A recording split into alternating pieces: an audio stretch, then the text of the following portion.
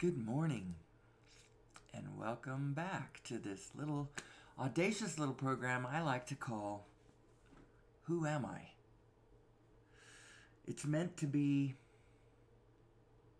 a sincere question, applicable to individuals and us collectively. Who am I? Who am I? Where did I come from? Why am I here? Where are we going? What's our story? Where are we in the movie? What's the movie?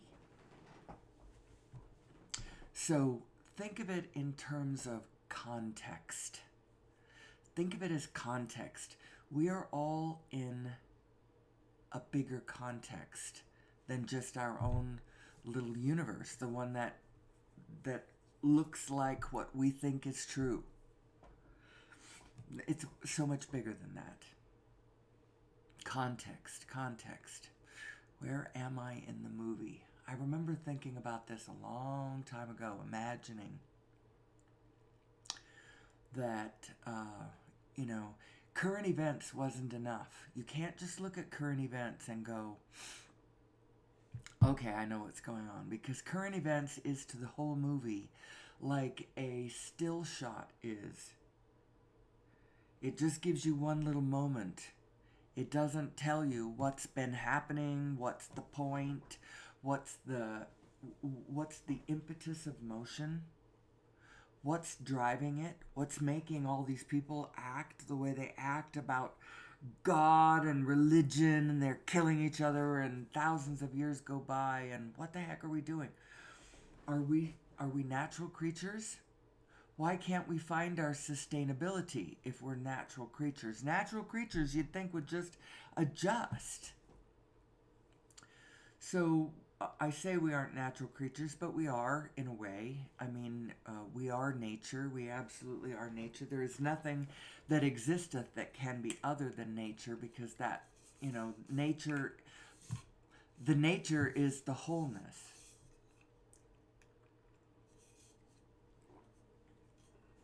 So, of course, we are nature. I know that some people argue about that. Because when we feel like we are not, like we are outside of nature, that's another thing that contributes to our misalignment and our inability to find our sustainable path.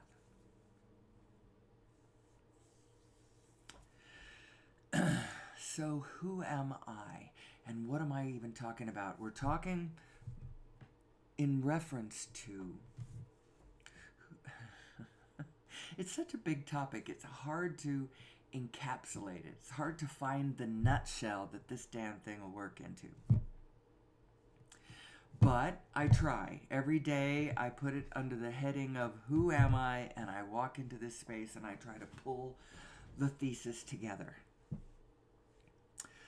I believe that our problems are all occurring because of misalignment, and that's it. It's not that we're evil, and it's not that we're broken, and it's not that there's anything inherently wrong with the world. It's simply and only that we are not understanding our nature. And a fix of that, and then each individual at their each individual helm working on this individually and then together. We'll do this. This is going to be fine. We're going to be fine. But there's going to be some rough places because of people's vested interests and people's fear and inability to relax into the situation, and just know that we are in good hands. Whose hands are we in? Well, we are in the hands of the allness, the all that is. I like to call it the Almighty. Some people use the G word, and some people use the G word in very reverent tones. And I don't blame them. They're not wrong. Wayne Dyer likes to do that. He uses the G word a lot, and he uses it in sacred tones. He speaks in sacred tones. Nothing wrong with sacred tones. Sacred tones, there's important reasons why they're valuable and important and powerful. But the situation we're talking about is more matter of fact than that. I believe that you can talk about our context and who we are from all kinds of different frequencies, and it's still valid. You know, you don't have to get into the sacred, although once you understand that we're talking about this in terms of frequencies, you go, oh, no wonder the religions are always wielding these sacred, peaceful, loving, profound, connected frequencies, because they resonate in a powerful way with big, big morphic fields of truth, big, big data fields of information. Yeah, those sacred frequencies, they're really important. But you know what? The universe, the connected allness can be discussed in a matter-of-fact tone from any direction. That's the beauty of the allness. The allness part means you have access to it from any direction.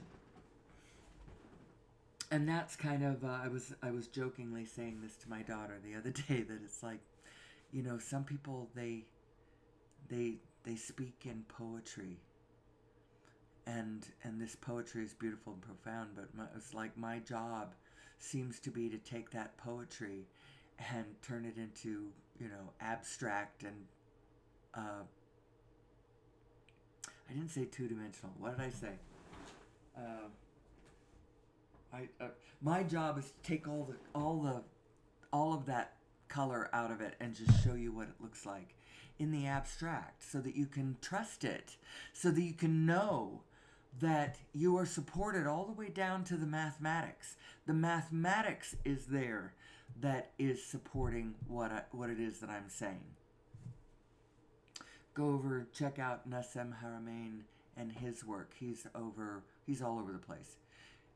His websites, he has the International Space Federation. He has the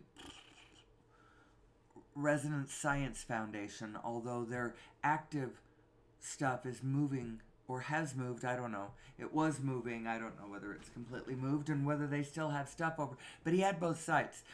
The International Space Federation and the Resonance Science Foundation. He's on Gaia too, and there's a lot of other people who are starting to pick up on his wisdom and message.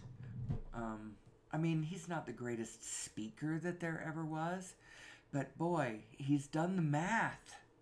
He's done the math, which means that, and the math supports the consciousness. And so and the math supports the law of attraction, or at least I can see how it does. I mean, I totally believe, I can see what Abraham is saying when she talks about the law of attraction. I'm like, I know what you're talking about. I can see it in my mind. Know exactly what you're talking about. And then when Nassim talks, and he does his description of the full spinning space-time, of the Planck field, the vacuum fluctuations, and the gradient density, and the black hole structure, and the 0-point energy, and all of that, I look at that and I go, yes! Yes, this is why Abraham calls the vortex a vortex, because everything's spinning. Everything is spinning. Even the formless is spinning, which is interesting.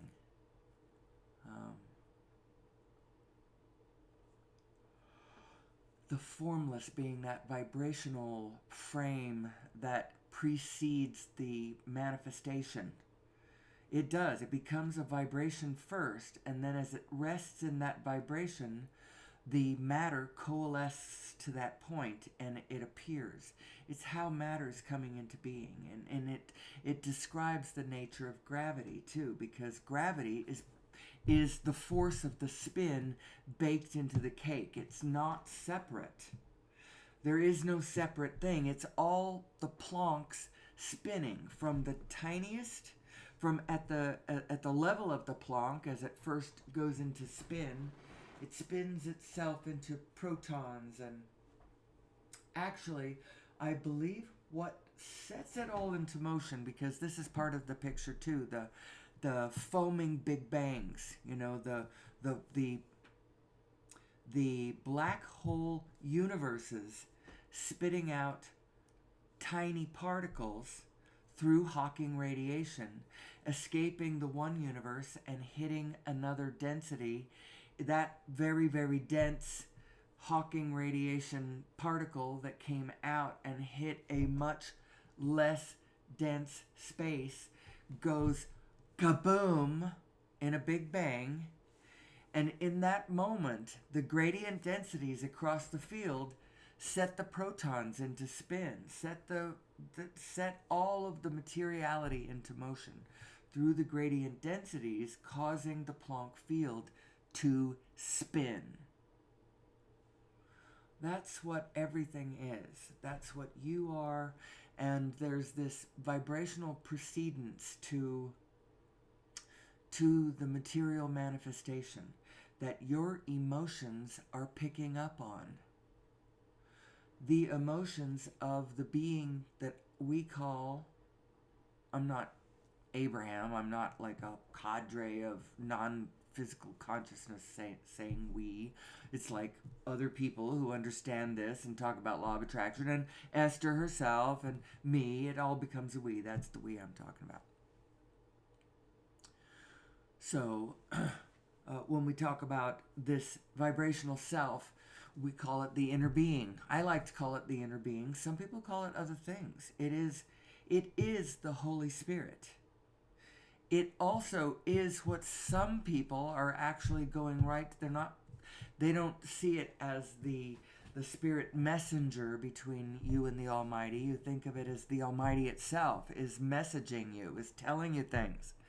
Well, that's actually your vibrational inner being, a cosmic aspect of your anatomy, you could say, but that implies that she belongs to your body when actually your body belongs to her.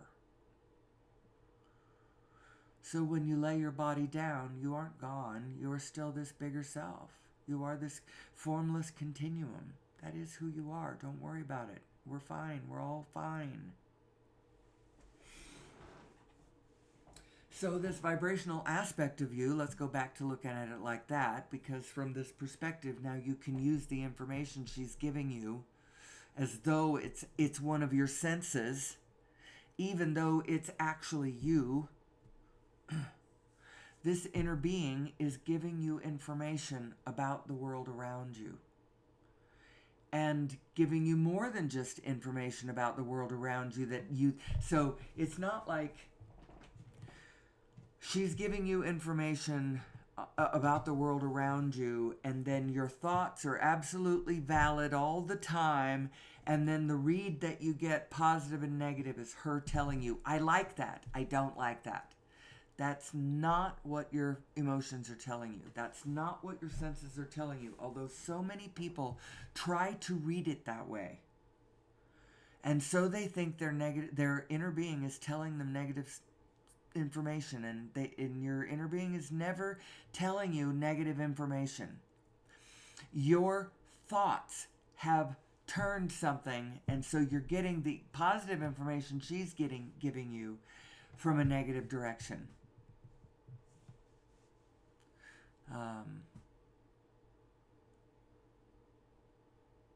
Very interesting. I've never said it that way, actually. She's never giving you negative information. She's always radiating a positive to you.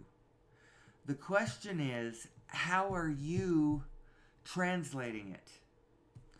Now, the things of this world that you, in your small self, in your physical shoes, as Abraham would put it, you in your physical shoes, you can like or dislike whatever you like or dislike. I mean, it's up to. There's no right or wrong to that. I mean, when you see war you're allowed to not like it. You know? It's not that your inner being likes it, it's just that your inner being knows what you're doing, knows that you're trying to find yourself, knows that you're off your guidance, and she's just trying to get you to follow your guidance. She's not taking it to any negative place. Ooh, this is really interesting territory, these places that I go to in the morning. It's almost like me practicing my Abraham. And I think that it's proving that we can all do it, because frankly, dear audience, whoever you are, 1, 2, 3, I feel blessed if there is one consciousness in the room listening to my voice. It's not listening to my voice, hear my voice. No, listening to my thoughts, listening to me, hearing me, then I'm honored. And if you like what I'm saying, I'm ecstatic, I'm delighted, I'm thrilled. I realize that I really am doing this for me. It's me practicing, translating the vibrations I'm getting from my inner being down to my consciousness, that I am translating into words, just exactly the way Esther does. She gets into this space of non-resistance. Her non-resistance is better than mine and more practiced than mine. And she has invented this game that she plays with the world. And she really, really, really, really, really, really enjoys this game, which is why she does it,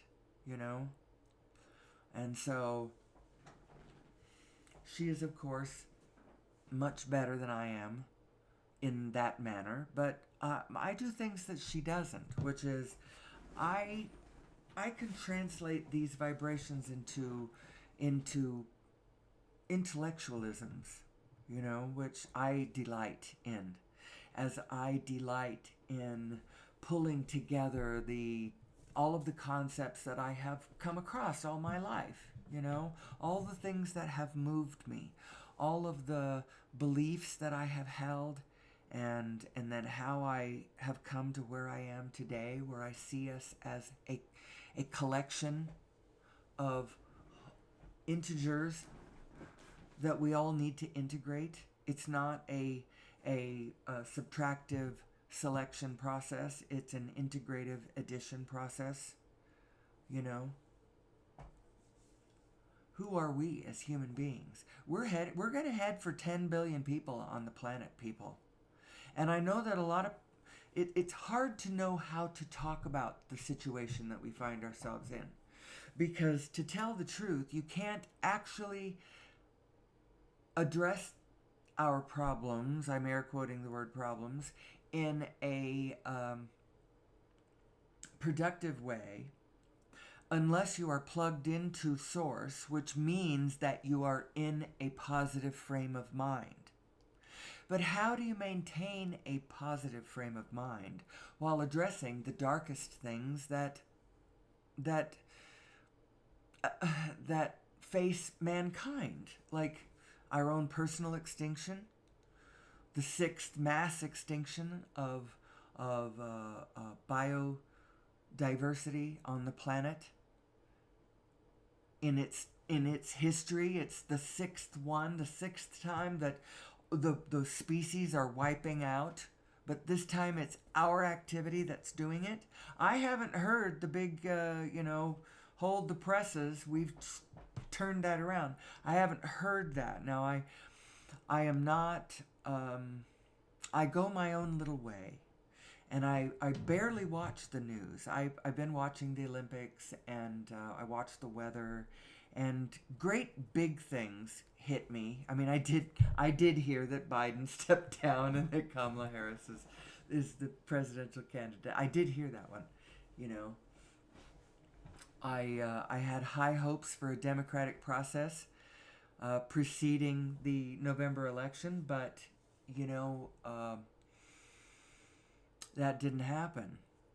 And while I find that a travesty, and I wish that they decided that they couldn't risk doing it because they didn't want it to look divided. They don't want I think they could have opened it up. because I think at the end of the convention, I think all of the Democrats, either the ones who won and the ones who didn't win, would come all back together. But they didn't want to get bloodied that close to the election, I guess. I would have voted for Marianne Williamson, of course, of course. But I'm a bit of a dreamer. So what I'm saying is if you're looking at the, see, that always happens. You start talking about the bad stuff, and the next thing you know, you're lost. You're off into, you've unplugged from your source. And so how do you talk about the harsh realities that humanity as a species is facing on the planet? Namely, we don't know how to be sustainable. Well, I'm going to tell you how to be sustainable, but it's not going to be actually a formula of this is how we line up. Everybody, you guys move over there and we move over here, and then this is the actions that you take. It's not like that. What it is you explain to people the setup that you're in and what your vehicle is like, how your vehicle works, your HBV. That one, your HBV, which is comprised of two components, a formless one and a conventional form one. Your inner being and the vehicle itself. That's, but you have to plug your vehicle into the source. And what's the source? Well, I'll tell you right now, it's in a happy place. It's not in a sad place. And so in order to comprehend it, you yourself have to get into a lighter spirit. And how do you do that? And then turn and face the really big problems in a specific way that face mankind. How do you do that? How do you address it? Well, I guess you do it the way you do everything, which is keep your focus on where you're going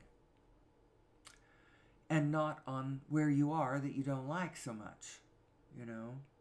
You have to take into clear consideration where you actually are, but may not take you very long to do that, and then you're like, okay, I got it. This is what we're going to do. I'm sorry about that. That was a little loud. That I clapped my hands. It was a little more resonant than I thought it was going to be. So what's the answer here? We got to understand who we are, and we've got to understand how to line our two aspects up. Our inner being aspects and our outer being aspect. Our conventional self and our vibrational self. Our eternal self. Well, actually I should go our expirational self and our eternal self. You know, we got these two aspects, and they both are you. And if you understand that the way the universe works is a vibration gets set up. Well, vibrations happen. And as those vibrations sustain, a materiality coalesces. But from our point of view, from the point of view of driving an HBV, all we have to worry about is what direction we're going. Keep our eyes on the road. Keep our hands out of the machinery.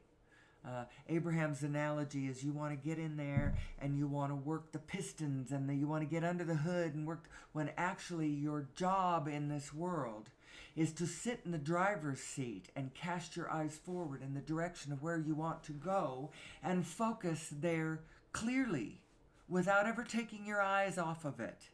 That's where you're going. Now it's like when you're driving your car, you got your eyes forward and your mind thinking about that destination, San Diego or wherever it is you're going. Heading for Saskatchewan, I'm keeping my eyes on it, or I'm heading for New York City or whatever. You keep your eyes on the road in front of you. You don't keep it staring at the road below you, or they'd have put the windshield in the floorboards. Abraham uses that analogy too, as the ridiculousness of, but you can see how actually what human beings do is they tend to get their eyes off of where they're going and they start focusing on where they are, and when they don't like it, they freak out and start staring at what they have that they don't like. And then they swirl into a pit, and then they aren't going anywhere, and everything that they keep recreating instead of, so in every moment apparently we are absolutely new, and all the universe around us is absolutely new. Every Planck moment, it's winking out, it's coming back in. Physics will tell you this too, actually, especially Nassim Harameyn's physics. But physics will tell you this. It's a pulsing. Things are, they're winking in and out. They aren't just in, solid. How do you get this thing to move? It's not like that. Apparently every inky winky instant, you are new into this world. And so you can choose. What we tend to do is we tend to keep focused on what we have. Of course, you're sitting here in your material life, in your material world, and you're looking around going, let's see, what's around me? I'm sitting in a room, and I'm looking at furniture. I've actually constricted my life down to a pretty narrow bottleneck. And I could judge myself for that, and but I think I'm doing it for a reason. I think I'm doing it for a reason, because from this stillness, can I see the motion around me more clearly? I do it for this show. I do it because this show is actually starting to be more me than my regular life is. This is my allness me. This is me from when I was a small child. All the things I've been thinking about my whole entire life. Everything I see as the truth around me right now, even from my adult life. I try to pull it into this program. Who am I? Who are we? Where are we going? Where are we going? Well, I would like to think that we're heading for sustainability. And what's that going to look like? Well, I don't know. And I can kind of know generally, but I don't have no idea specifically. And the reason, the only way that we're ever going to be sustainable is when we understand who we are, how our physical life, conventional meat vehicle operates, understand who we really are operating this vehicle. The only thing you are is that light of consciousness that is ambulating the whole thing. That's as light as you are. That's you. And then all of the colors is you picking clothes to wear, picking experiences to have. And that's what we're doing now. And we're in a human body. And I actually have interesting things to say about ideas I have about that human body. I think that we were genetically modified. Now, it's part of my show because I think it's an interesting point. I could just say it and then, that's just a little piece of, what Amelie Starchild believes. That's just my show name. So I could start my show with, good morning and welcome to Who Am I? I am your host, Amelie Starchild, ready to escort you on a fabulous tour across the universe in your light vehicle, asking the question, who am I? Ooh. Maybe I'll start my show tomorrow like that. Maybe I won't. I have to have a name though, because sometimes I want to say a name, and I don't really want to make this show to be about who I really am in my ordinary physical life. So I don't want to say my first name or the names of any of my husband or children. Now I'm talking about people that if you know me, then you know who I'm talking about. But most people don't know me, and that's fine. That's as it should be. I don't need to be known specifically. I would like my ideas to be heard. That would make my heart sing. That would really, really make me happy. So I'm going to keep my eyes on what I want and where I'm going, and I hope that where I am going is along with a species who is headed for sustainability. And so it will be my honor to help us find our sustainability, to find our answer. And I think that our answer is we need to understand who we are and how this whole system that we are embedded in, that we are, the system is who we are. We need to understand how the system works so that we understand how the vibrations come into materiality, how the vibrations turn from vibrations into things. Well, in a way, I don't really have to completely understand that, although Nassim and his mathematics over there, they've done the math, and let's see, what do I want to show? Do I want to show this? The origin of mass and the nature of gravity? I haven't been moving the slides around because they have been inhibiting me. I have been feeling like I'm just making an ordinary presentation. Here's my PowerPoint, blah, blah, blah, blah. And I haven't really been able to get my feet off of the planet and really soar. Really get my juices going and pull my whole picture together. I've been feeling like I'm just by rote doing my little program where I talk about being genetically modified, and then I point out that the math has been done, and then I do a few slides, and then I say, go look at the YouTube video explaining the slides.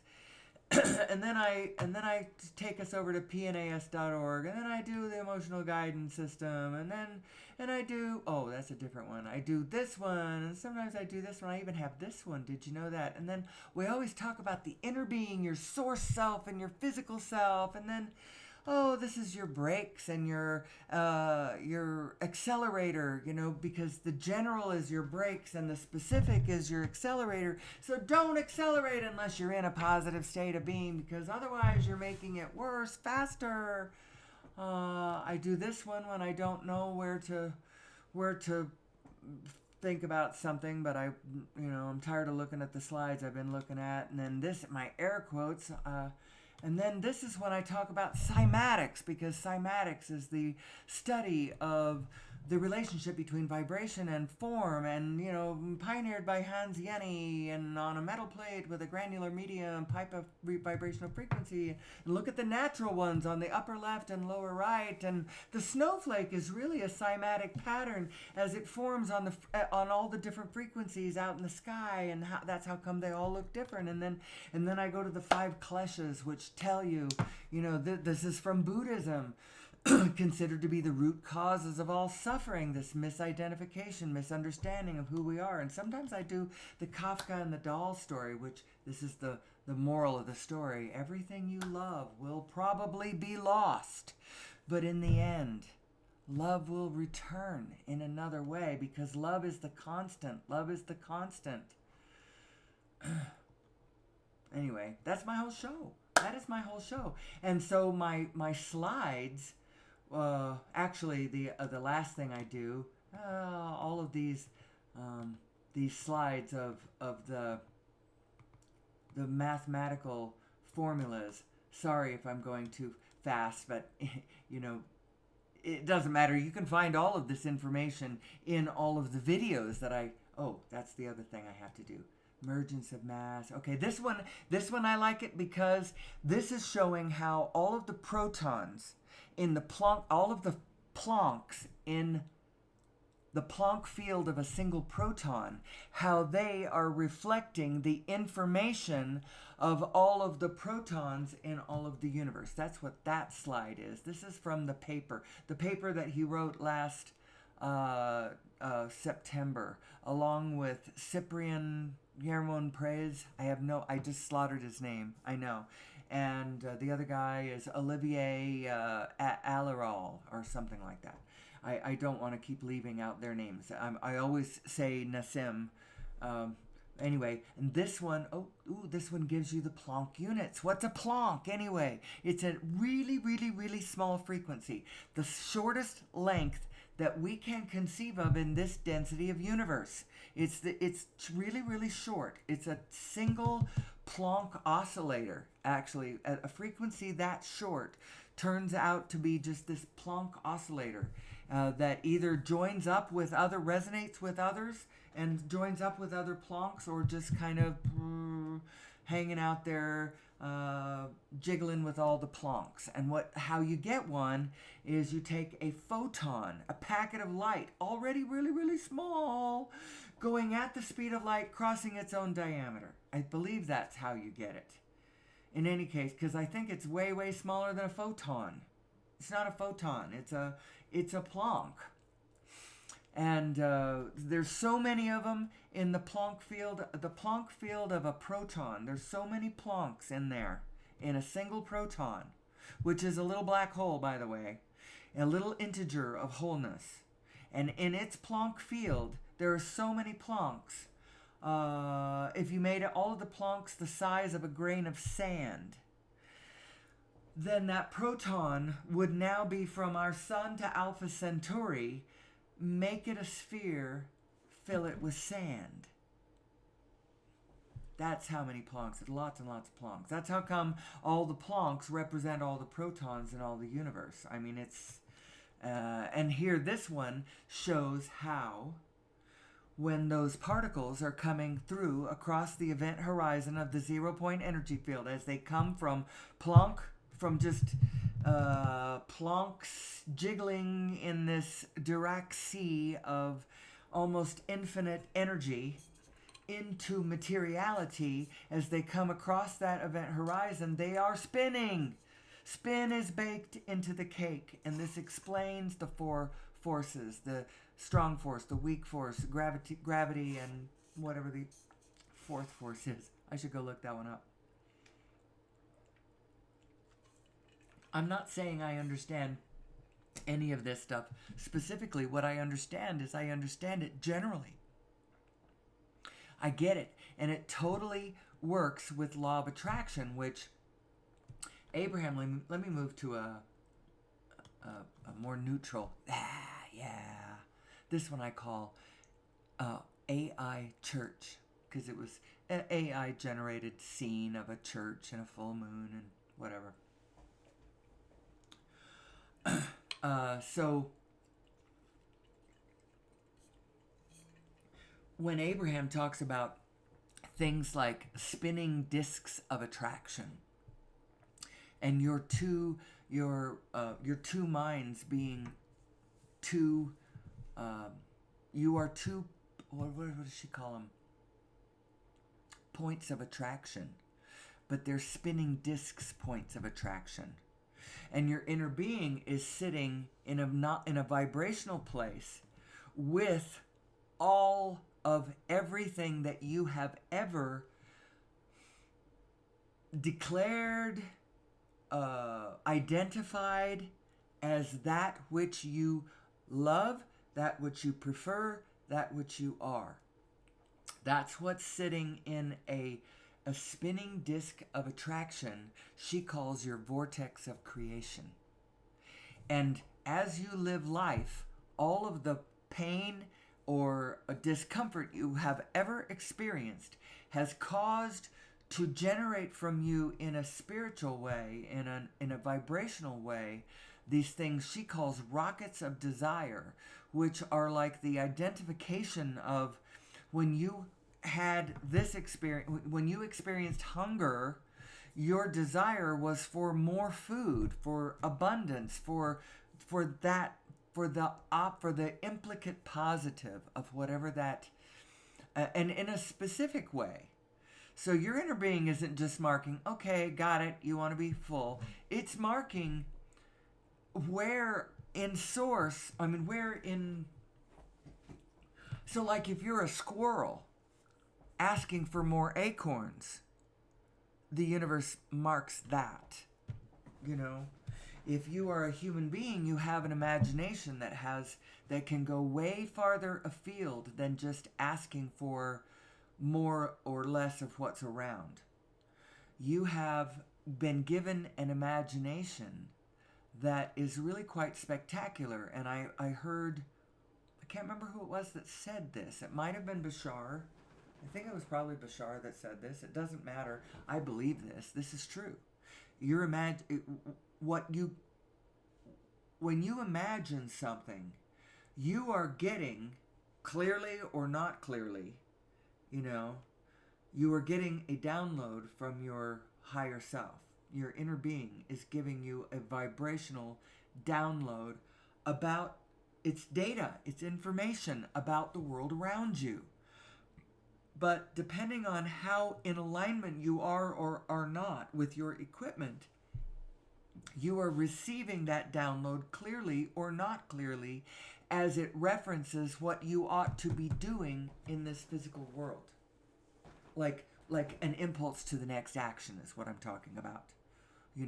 Clearly or not clearly. So, when you are in alignment with your inner being, you're not thinking negative. You're rarely going negative anymore. You're just kind of cruising in a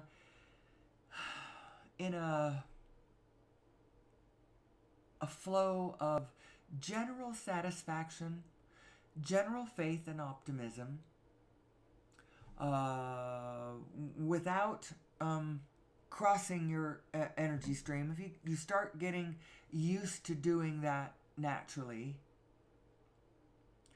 then you're in better alignment. And when you get vibrational downloads from your higher self, they are more productive. They are more positive images. They are helpful, even. Sometimes epiphany, even. And what are the other kinds of words that describe epiphany?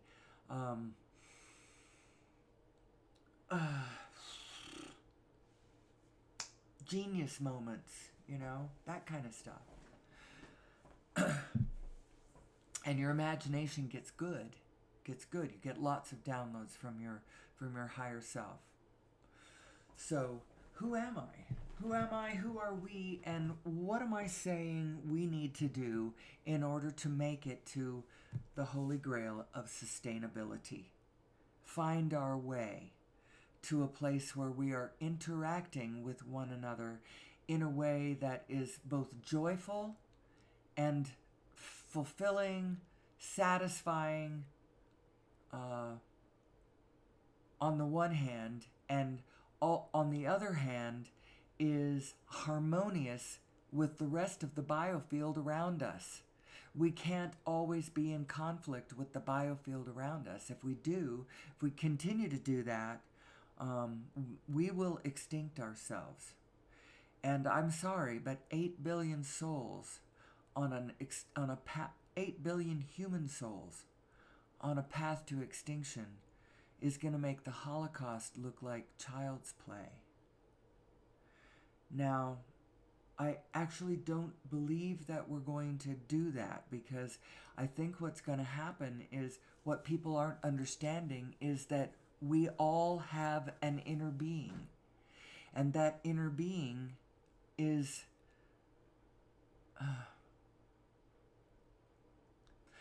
we have an interesting moment on planet Earth right now where so many generations are standing on the planet in life and at the same time. Usually you don't have it, and I'm not talking about us being that we live to be so much older and so there's so many more generations. I'm talking about every generation. Life is changing so fast that every 10 years, it seems now, the next generation that is born and is viewing the situation sees it completely differently. They do not see it the same way that their parents do, or even the same way their older siblings do, you know? You have there's a few of the greatest generations still left, and then there's the boomers, and then there's the Gen X, is that the next ones? Then there's Y and Z and millennials, and I didn't do those in chronological order. I'm just saying there's all these generations. Actually, I think is greatest, boomer, X, millennial, and then I don't know how they order the next ones, and how many have come since the millennials. My children are millennials. I'm a boomer. My parents are greatest. But then there are my children are 34 years old now, so they actually are. They could be parents of a whole nother generation, and as a matter of fact, there might be two in there. It doesn't matter. The whole point is that each generation sees the world from a different perspective, with all of the resistance of the previous generation not there. They just have their own resistance, but they don't have excuse me, I know you can hear all of this banging around as I try to shift in my chair, and my chair squeaks too sometimes. Forgive me for that.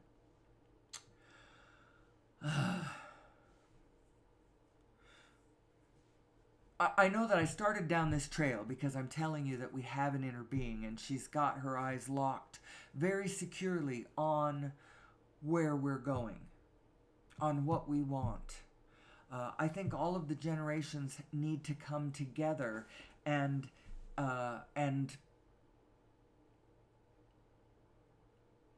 put their thoughts together. We don't have to come together, and we're never all going to come together out there physically. Where you pull it together is inside, in consciousness. You pull them all together, and you recognize what they are all saying, what they are all pointing at, and what all of them collectively, what the allness of them is pointing at.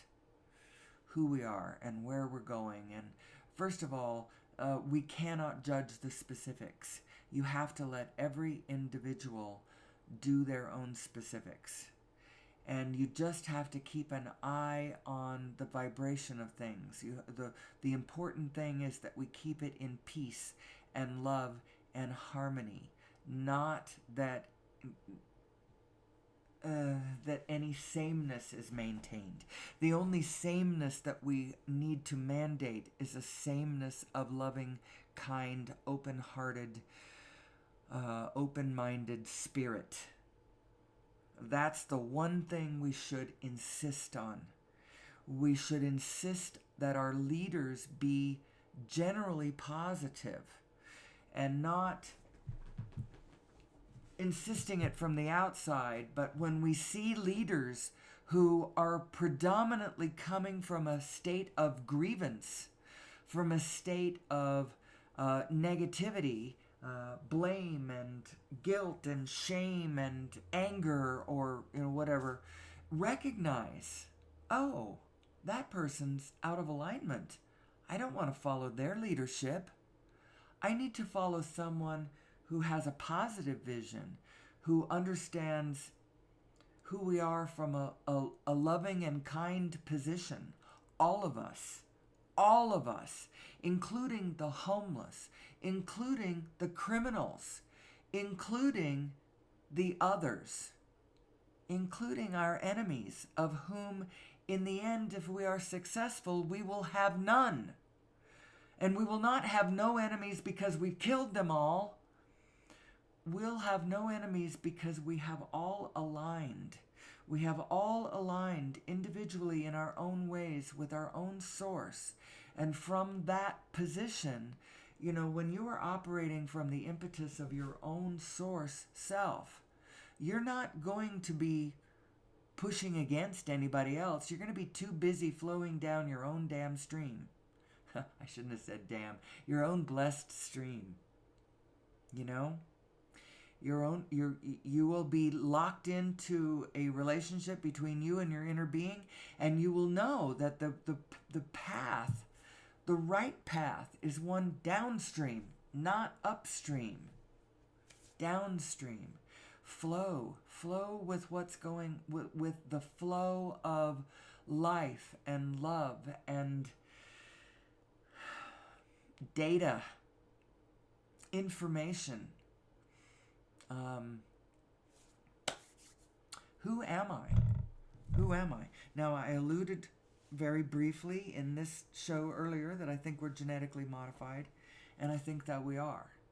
And I think that genetic modification produced the neocortex, or at least inflated it, and caused our self-aware, separate from our physical self, mind, to appear. And our physical conscious self can choose thoughts now that it's created a thing that what it created is it created our physical mind. And our physical mind can think thoughts. And you in your physical mind, you have the ability to consciously take thoughts. Now, if you don't do it consciously, then the field around you is going to do it for you. And then depending on what your consciousness, your focus lands on and what you end up focusing on, your emotions come into play. Now, how does this whole system work?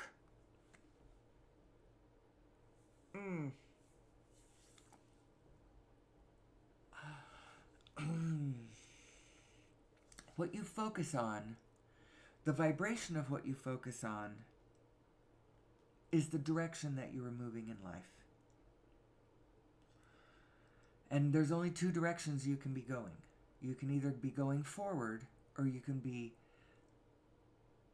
twisted backwards upon yourself, still maybe imagining that you're going forward, but now you're going backwards.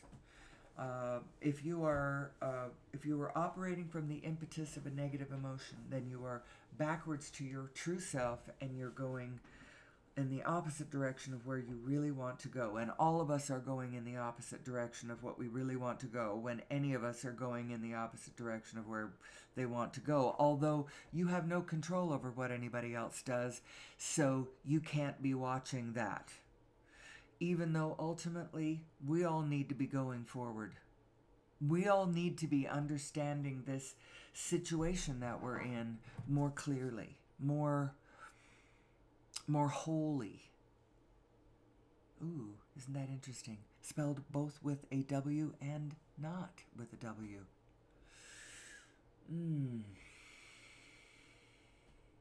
We are a collective species. We are a field phenomenon. And so we do have to get there together. We are all in this together. And that is a deep, deep, deep, deep truth. We are all in this together. But then if you just focus there, sometimes the tendency is to start focusing on what other people are doing and noticing how negative they are. Oh my gosh, look how negative everyone is. We're never going to get to where we need to be because none of these people understand who we are or how this damn thing works. You know, oh my gosh. And then, thunk, you've just unplugged and you're there with them. It's a problem. How do you solve the problems? The air quoting, I'm air quoting, I could air quote it right now. How do you solve the problems of the world without getting gobbed up in the problems of the world? How do you? Well, what you have to do is you have to find a way to look at the situation, whatever situation it is, from a position where you don't unplug, where you don't get sad and you don't get negative or pessimistic. I'm actually very, very optimistic. I could tell you, I could give you a litany for days on end. I could describe to you all of the horrors of the world. I could do that. I've studied the Holocaust. There's plenty right there. I've cried over the way what happens to dogs in Korea. So sad, so sad.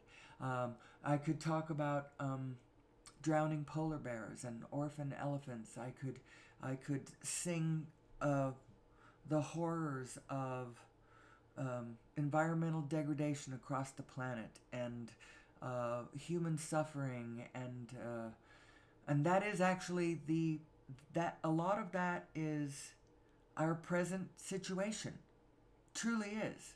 And it's terrible, and I don't want it to be that way. I want it to be other than that. What I want the world to be is I want it to be in a position of joyful co-creation with one another, with the rest of the biofield, with the rest of humanity. I want to see us zooming around the planet, visiting each other and having fun, playing games with each other, playing golf in Scotland with our friend Ian, and oh, I shouldn't be saying anybody's name that I know. Or visiting my friend in Kauai, my beautiful, beautiful native Hawaiian darling woman who remarried my husband and I 6 years ago. Or going to New Zealand, back to the Bay of Islands, and visit those people that we stayed in their home. Oh my gosh, it was an Airbnb or a VRBO or a Booking.com. I can't remember where we found them. I think it was Booking.com. We want to travel around the world and play with each other, play music and play golf and play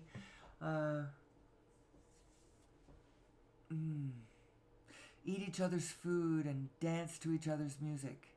And that's what we want to do. We want to share each other's goods and see what I grew, see what I baked. That's what human beings love to do. It's so much fun. Raise our children. Cry our tears when the different souls move from this plane to the next. Not because it's really that sad of an event, but because I loved playing with you so much while you were here. And I will miss this form that you were in. But I know that your soul and my soul, we keep going. This is a never, ever, ever, ever, ever ending exercise. And in a way, there's nothing serious going on here because we are here forever and ever and ever and ever. That was a bit of a rampage of something. So, how do you see the problems of the world? See it in context with how cool the setup is. And then you realize, that's when you realize the truth of Abraham telling us that there's only one. No, that's not what she says. That there's nothing serious going on here. When I die, I'm still here. I didn't go anywhere. But what did go away is this form that I am in right now. And I know that there's at least 3 people in my life who are really attached to this form of mind. They love me so much, and they would be so sad if anything happened to me, because I have come to be, well, 2 of them I'm a source of wisdom to now, I think. I think that as they try to bang around in their physical lives and they are trying to succeed,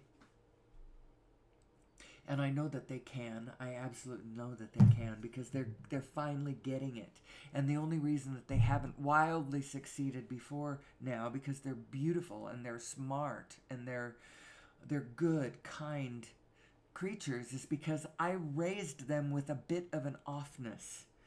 And it's the correcting of that offness in a way that has been the clarity for me as I go, oh, as I get my clarity about the universe and how it works and pass it on to them, it's helping them solve their problems, and they keep coming back to me. And the last time it happened, I was in Spokane visiting father with sister and husband, and had a bit of a crisis. One of my daughters called me with a general issue, and I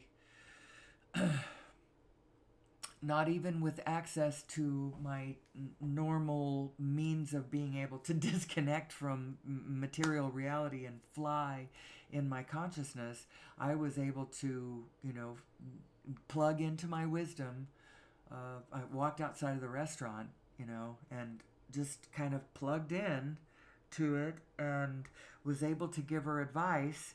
And then later, the next day, or maybe it was later that same day, no, I think it was the next day, she echoed back to me how the advice had come to fruit, how it had more than solved the issue of the moment, and in a beautiful, profound, surprising, and delightful way.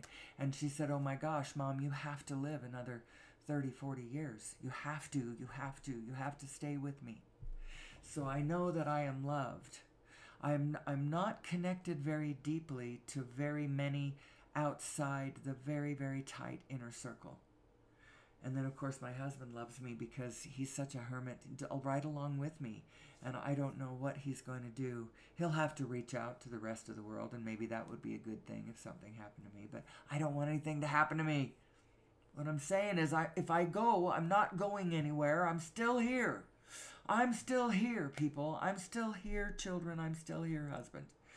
The me, but they'll be sad because the form that they were playing with is gone.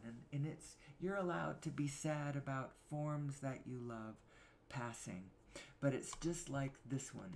It's this one right here. Everything you love will probably be lost. But in the end, love will return in another way, because love is your connection to the all. Love is your connection to all things. Love is going to be your connection to those who pass. If you want to find who they are and where they are now, if you want to find a connection to your mother who has passed, or your a spouse who has passed, you have to go find where your love for them was, where your love is. That's where they are. They are in the love. The love is the constant. The love is the constant. The love is the constant. It's the forms that pass. The forms come and go. The love is always there.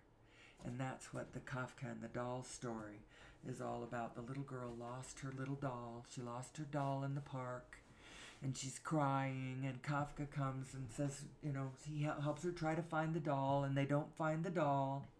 But they arrange to meet the next day, and so they meet the next day. Hopefully her mother is somewhere nearby, but they arrange to meet the next day. And Kafka, let's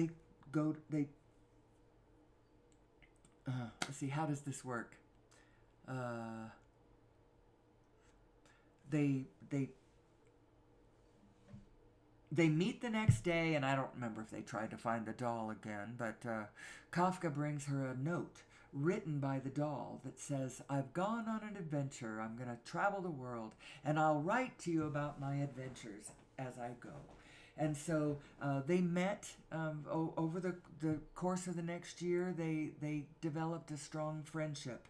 And they would come together, and Kafka would bring her letters that the doll had written about her fabulous adventures. And the girl absolutely loved all of this. She thought it was just so wonderful. And a year goes by, and then Kafka brings a doll to her and says, she brings a letter. It says, "I have returned from my adventures." And the girl looks at the doll and says, "That doesn't look anything like my doll." And then Kafka hands her a note and says, "My travels have changed me." Anyway, shortly, it wasn't that much after this that Kafka died. Maybe the next year Kafka dies. And years later, the woman finds this tiny note inside the doll. And this is what the note is. It says, "Everything you love will probably be lost. But in the end, love will return in another way." So she loved that doll, and she lost it. But love came back to her. Have faith in the love. The love is the constant, not the form. The form is not constant. As a matter of fact, it's a rule of the universe that the forms change. Everything changes except for the laws. The laws don't change, but the forms change. That's part of the five, the 1, 3, 5, 7, 11. It's the five that Bashar talks about. The five being the five things you can't change. You exist. There is nothing you can do to change that. That will never change. You have a front row seat to creation, to the parade for eternity. Your mind's eye open to existence forever. It's your eye to consciousness. It's your connection to all of the rest of the universe, actually. You exist. There's nothing you can do to change that. The second one is everything is here and now. There is nothing you can do to change that. Is that what it is? That's more than 5, so that one's not it. Oh yeah, everything is here and now. The one is all, and all are one. There is nothing you can do to change that. What you get back, what you put out is what you get back. There is nothing you can do to change that. That little mechanism of you've got a vibrational frequency going on. It's emanating from right around your solar plexus area, and it is signaling to the universe, and the universe is responding along that same frequency. That's the only frequency you are going to pick up anything on, is the frequency that you are broadcasting on. So what you put out is what you get back. Nothing you can do to change that. And then the last one is everything changes except for the laws. There's nothing you can do to change that. The 7 refers to the 7 things you need to survive. 1, 2, 3, 4, 5, 6, 7. If we would meet these 7 and make sure that all human beings have access to these 7 of some sort, then we'd make it. In harmony. We have to make... Actually, I have nothing to say about specifically what we should do collectively. I have only things to say about what individuals should do individually, and that is understand your own equipment and plug into it properly, and then and operate the equipment properly, focus in the right direction, understand what read you're getting, what information you're even what you have access to, understanding all that. So let's see what the 7 are. Is what the 7 things that you need for your physical self to keep going. You need, and this is in the order of which you will go still if you don't have them.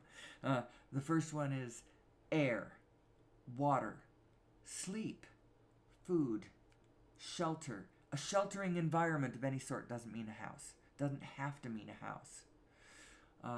Just a sheltering environment conducive to... it can't be so harsh that your physical self can't deal with it. And then relationship doesn't have to be with another human being. It doesn't have to be with another living being. It could be a relationship with the cosmos. And then the last one is expression. If you don't have an outlet for expression, you won't die right away, but you'll get slower and slower and more irrelevant until you just seize up and quit moving. It happens when you're old all the time. And it could have happened to me, but I have found this format, and I will continue to talk to this format whether or not there's any human beings on the other end of it or not, although I do have somebody that's listening to me every day. The object of the 2 points on my agenda have to do, one is a psychological one and the other one is more of a specific physical one. I would like to see humanity's energy source shifted. And I think it needs to shift. Absolutely. And upon shifting, will inject a great deal of currency, literal current, into the energy, into the human bioorganism system that we are. We are a single super organism. Did you know that? We have our supply chain is like our circulation, our circulatory system. And it's a supply chain of all kinds of things. That's why human beings are moving on this supply chain also, supplying everything from, healing arts to entertainment to, human beings move around this supply chain. But the supply chain also, it has goods and services, food and energy and clothing and all kinds of supplies, technologies, and there's this circulatory system that it's the distribution system. Our we just are. We're a super organism, and everyone all over the planet, in order to participate in the activities of this super organism, has to monetize. And so maybe you're still an indigenous person somewhere and you're largely living still your native life. You're a Maasai and you're proud of it. But you want a iPad. I've seen Maasai with iPads out there in the middle of whatever, looking at pictures of the images of the outside world and getting all interested and look at this bigger world that we're all a part of. Anybody who wants to have access to any of the foodstuffs or technologies or energies has to monetize. And so people are turning their truffula trees into thneeds in order to put them up on the supply chain so that they can have access to things other than, cow's blood. Which is one of their main sources of food. Now, it's all... We don't want our natural peoples everywhere to have to sell out their natural environments in order to have their piece of the superorganism that is humanity. And we also don't want their connection to the superorganism of humanity to rob them of their unique aspects, their blessed individuality. We don't want to lose the Shipibo way, the Maasai way, the Samburu way. We don't want to lose that. We don't want them to just homogenize with the rest of the group. Diversity is the name of the game, people, not lockstep and groupthink. But how do we all come together in a way that is absolutely individual and maintains the sacred, blessed diversity that is the strength of the natural systems? Diversity is the key. So how do you have diversity without having conflict? How do you have peaceful diversity? Absolute incredible diversity in the human field and have it all be peaceful? Well, the answer is everybody needs to plug into their own source and ping off of source. Source was never going to tell you to push against your neighbor. Source is just going to tell you to be yourself. And that's actually the great lesson.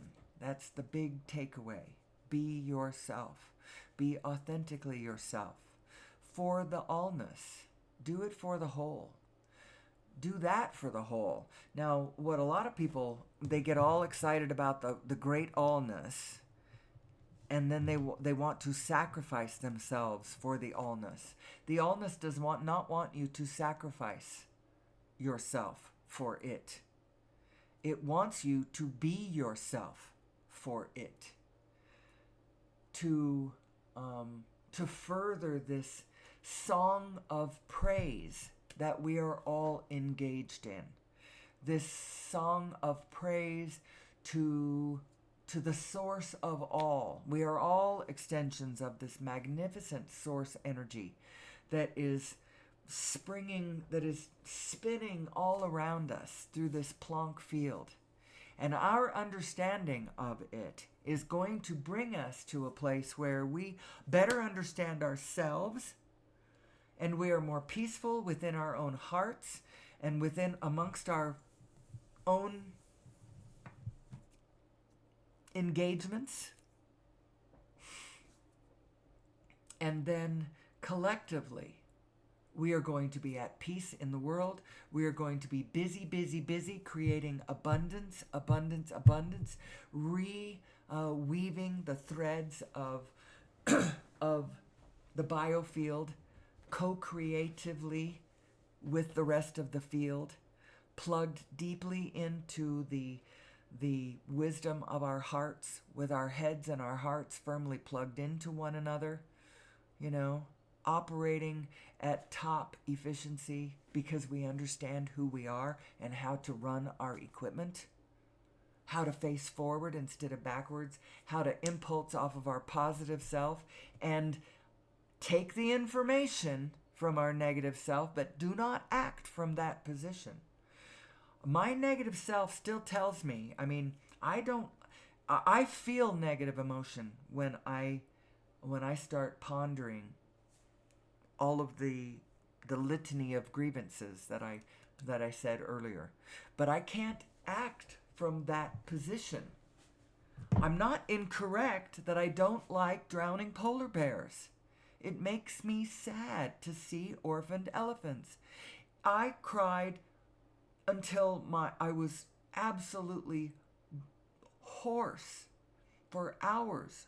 It was just like sobbing, like keening and mourning and screaming when I did a little research into Korean dogs, and what some people will do because they think it makes them more delicious. But I cannot fix the world from that position. I cannot help the world. Actually, the help of that, the way that we're going to get away from all of that horror, or at least a lot of it, we're going to start moving away from it, is when we understand who we really are and how this really works. People can open their hearts back up. I had to shut my feelings down because I couldn't find a direction to look that was safe. Everywhere I looked, there was some small creature that was dying. And it would throw me into spin, into a dark spin. It would throw me into negative emotion. And so I had to just systematically go turn off my heart. But you don't have to do that. You can go turn it back on, because you can understand that we live in in a universe ruled by law of attraction.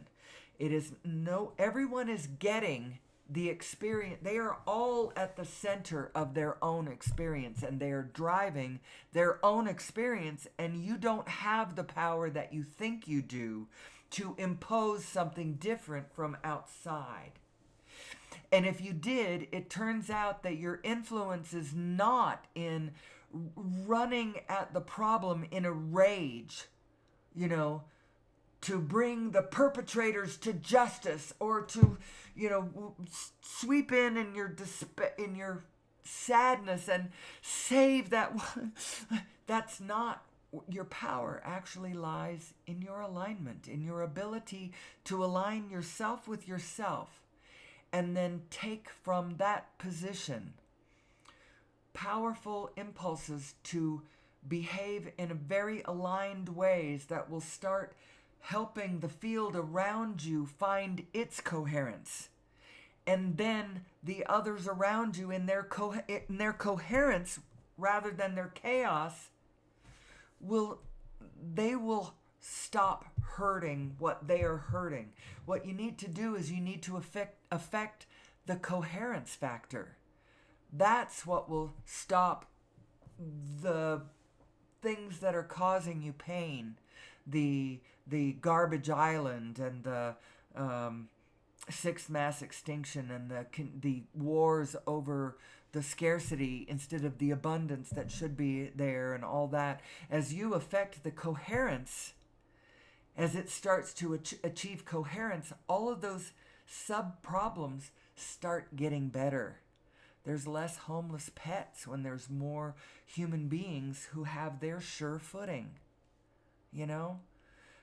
And so you can either go out and hoard all the cats that you can find because you just can't keep your eyes off of the horror, and then you can be a cat hoarder out in the wherever with 150 cats that you can't feed them or yourself, and then you just dissolve in a puddle of sadness. Or you can work on your alignment and try to help the field align, and it will start affecting larger pockets of disorder in a bigger way. You'll start affecting more and more lives in a positive way. That's how you do it. That's how you do it. You don't unplug from source yourself and then in your sadness throw yourself on whatever. Although do whatever your heart, do the specific that your heart tells you to do when you achieve some positive state of mind. And you can achieve a positive state of mind even when looking at the woes of the world, when you understand that those woes, I'm air quoting woes, is just places where the field looks misaligned because we don't understand who we are. And it would absolutely fix that if we did understand who we were.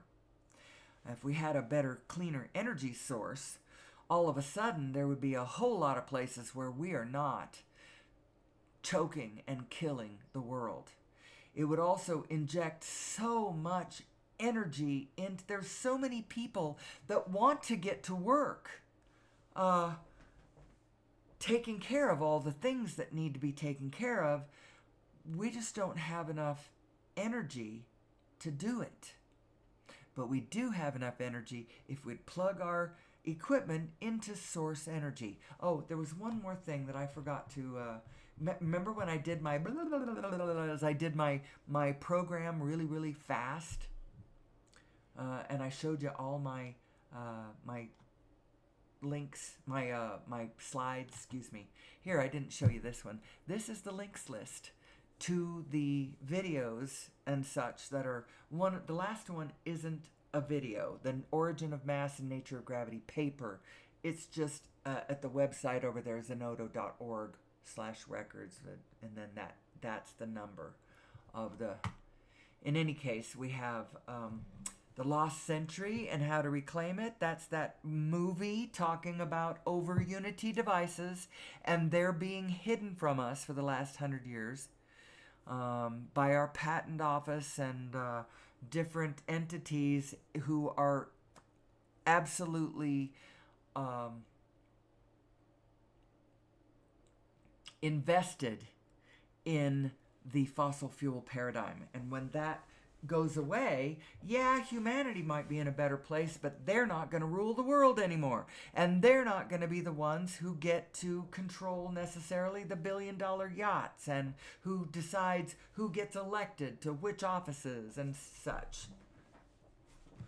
Anyway, so that's that, The Lost Century and How to Reclaim It. And then The Origin of Mass, Nature of Gravity. That's the video that explains the paper, which is down at the bottom. And then Quantum Revolution, that's that 12-part series over on Gaia that Nassim did, talking about the new physics of a unified universe, where the quantum and cosmological spaces have been mathematically reconciled. And the recognition of the implications of all of that is what our next century's technology is all going to be based on. And then The Connected Universe, that was a movie made back in 2016 even. 4 years after the first paper that unified Quantum and Cosmological Spaces. Narrated by Patrick Stewart. Actually a very good movie, and it's free. It's the YouTube version of it. Then Living in the Future's Past. That one's narrated by Jeff Bridges, and that one talks about us as being a superorganism. Now, it doesn't take you to the next level, which is what I'm trying to do in this show, but it's a good show. Living in the Future's Past. Excellent. So now, where does this all leave us? I see that we're coming up on an hour and a half. I don't want to close out the show before we've made it to an hour and a half. Maybe a little bit longer. If I can get on another jag, take us another 15, 20 minutes, that'd be great. Because there's no hurry. I got nothing going on today. I got nothing better to do than to save the world by pulling it together, by helping us all understand who we are and where we are in time, in history, in the movie, what's been going on.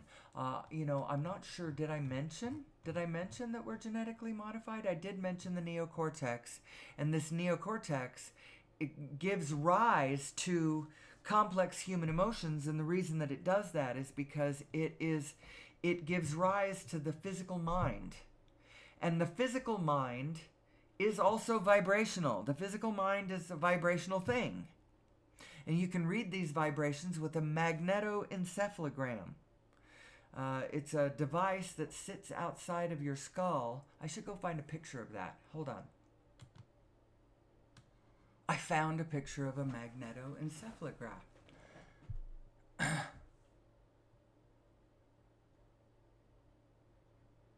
And here it is. And you can see how it sits outside of your head and reads the vibrations, reads the electromagnetic field that's being created by your brain. Your heart has one too. Your heart is putting out a. I know I got carried away, and now I'm sort of a little bit lost. So hold on, give me 1 second. I'm gonna change.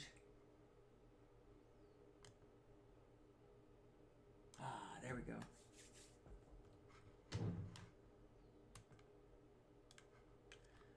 I talk about where we are in the movie and wonder about what has happened in our story. I do think that we were genetically modified. I don't think I've really talked about that much today. The reason I believe that is because that neocortex came from something that looks very much like you know what? I just don't feel like talking about this today. I talk about it every day. And I should have done it when I blah, blah, blah, blah, blah, and did my program. And then after that, I'm just free to riff on whatever it is that I want to riff on.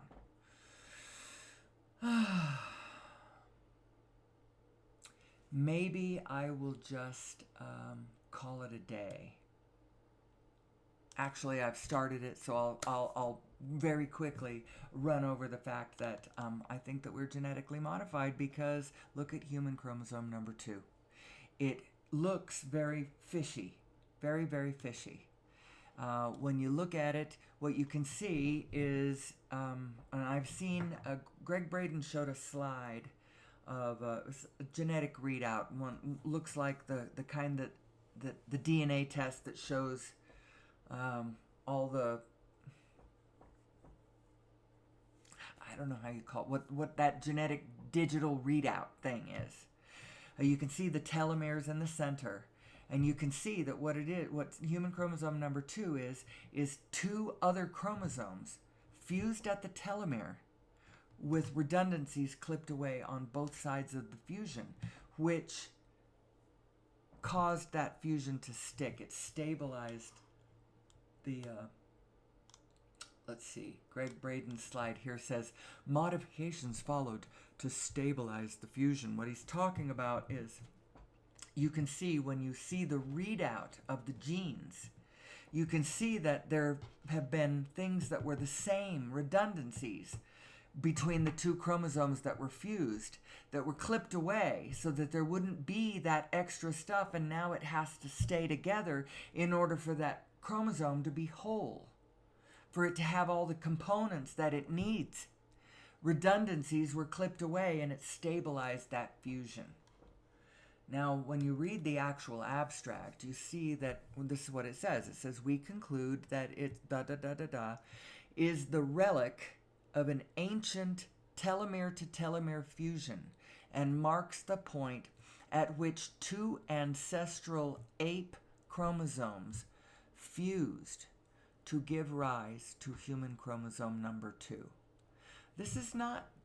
We're not talking about an incremental over a long period of time. This eventually happened. It happened little by little by little, and then this is what it can't have happened that way. It happened. Now, whether you believe that somebody did it or whether some natural event could, if you can figure out how to stretch your mind to figure out how it would be possible for a natural thing to have generated that fusion, God bless, Please tell us what it is, because I'd be really interested in what that could possibly have been. But it seems to me that it makes a lot of sense that that somebody did this to us, and it was against the law.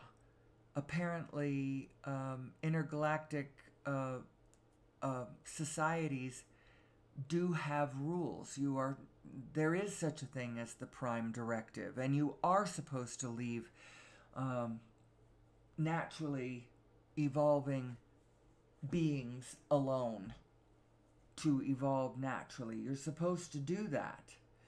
And I imagine that our Star Trek imaginings of this are coming from the fact that it's a real thing, and somebody genetically modifying us in order to create us for whatever reason. I don't know why they did it.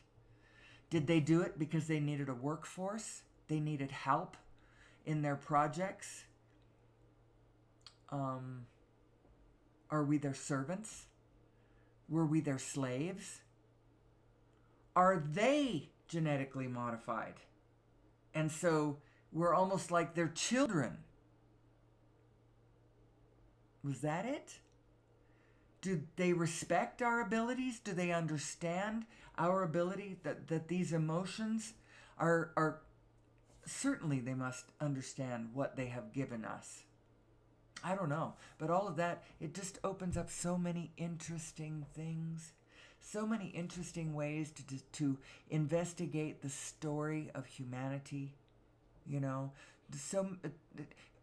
all the questions that arise from that, and the expansive view of life and the universe that comes from that recognition. Oh, wow. 200,000 years ago, give or take. Millennia. I don't know. When do our scientists say that anatomically modern humans appeared on the earth? When is that? And the funny thing is when you look at our DNA, we came from planet Earth.